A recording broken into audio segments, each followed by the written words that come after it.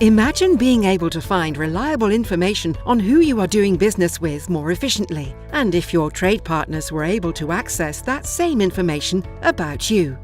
Knowing the answers to who and where is a requirement in nearly every business scenario. GS1 offers a solution to help determine this who and where. A global location number, or GLN, corresponds to a globally unique entity, location, or function. It enhances communication with trading partners. So, how does GLN do this? GLN is used to uniquely identify parties and locations. A party is a legal entity, or function, like a department. Locations include both physical and digital locations. Once things are identified, information can be associated to the parties and locations and then used across systems. Sharing master data and communicating transaction details supports efficiency, visibility, and automation.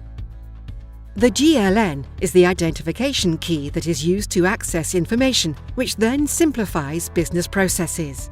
How? It streamlines the amount of information to be exchanged, and it ensures that the information is accurate when leveraging a registry or database. Sharing information increases productivity. No matter where in the world you do business, knowing who is involved and where things are makes processes run more smoothly. How are GLNs used? They are communicated through electronic messages. They can also be encoded in either a barcode or an electronic product code, or RFID tag, to automatically identify locations. Once using GLNs, there may be something about a party or location that changes. The change may require a new GLN. The GLN management rules within the GLN allocation rules standard is available to help you navigate how to handle changes. If you are interested in using GLNs, there are several ways to get started.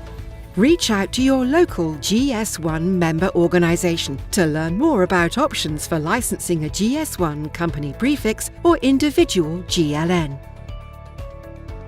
To find out more about how GLN can add value to your business, visit these sites.